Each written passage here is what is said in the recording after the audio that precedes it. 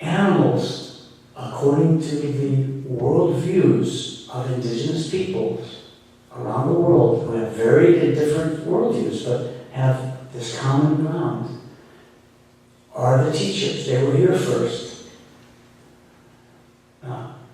There's a young lady in the audience, Yvonne, who did her dissertation on character education, and mentioned that although character education in almost every form is seen to be about virtues invented by humans, she speaks of the virtues being invented by animals. And my daughter and I wrote a book that introduced that to Western schools. So what I would like for you all to do is think about how you can use animals better than you're using them now. And, you know, it's kind of a common sense kind of a thing. It doesn't really require, somebody, that it comes up as an indigenous person to talk about it. I mean, it's just so basic, but we have allowed ourselves a worldview that has rejected it. In fact, one of the books that I wrote recently is called Differing Worldviews. Two disagreeing scholars all argue cooperatively, where I invited a very, I guess if you use left and right wing as descriptors, very right-wing libertarian fellow, and I invited him to write a book with me on social justice issues in higher education. And during the writing of the book, he said, look, if you want to save any animals, you have to privatize their territory. I said, what about whales? He said, you have to privatize the ocean. I said, but whales migrate. He says, you have to put them in zoos. I said, how do you put a zoo in the ocean? He says, there's electronic kinds of devices you can use. I said, they migrate. He says, you can put things. This is an endowed professor, and I've come to love him, believe it or not. But, you listen to this and you realize, and my first thought was, well, this comes from the religious foundations that mostly are prevalent in Canada and especially in the United States. But no, he claims to be an atheist.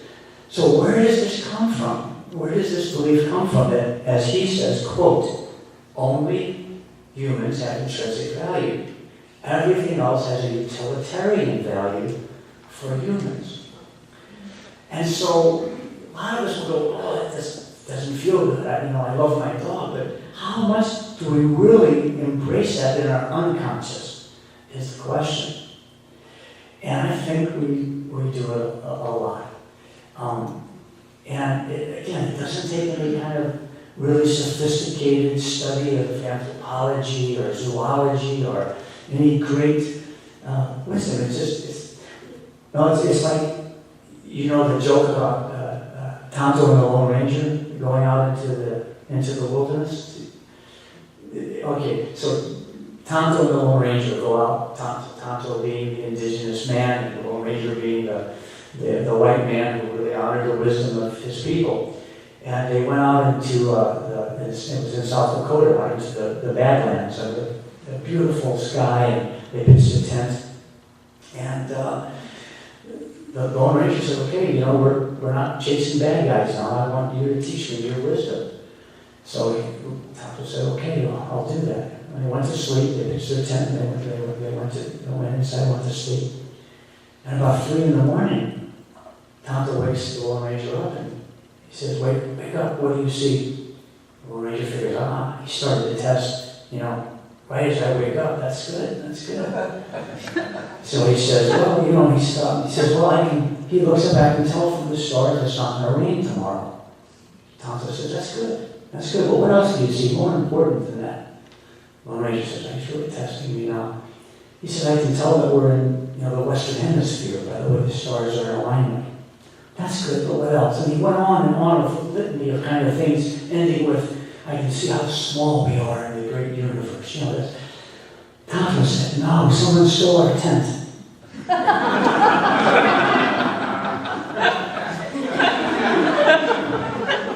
The same person that didn't get the last one didn't get it.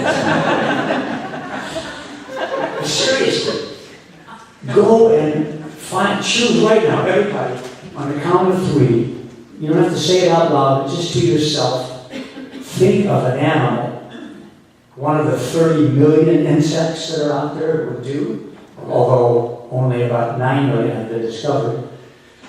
But an insect, a fish, a mammal, any animal, choose one that you will make a personal commitment to study and learn what they can teach you about living life in a way that brings more joy and more beauty and more harmony and more love. Okay? So you ready? You thinking about it? Okay, this is a commitment. 1, 2, 3. Bear. Crow. Cat. Everybody got one? Anybody doesn't have? Anybody need help? Okay, well, and you're allowed to change it. But you have to do it.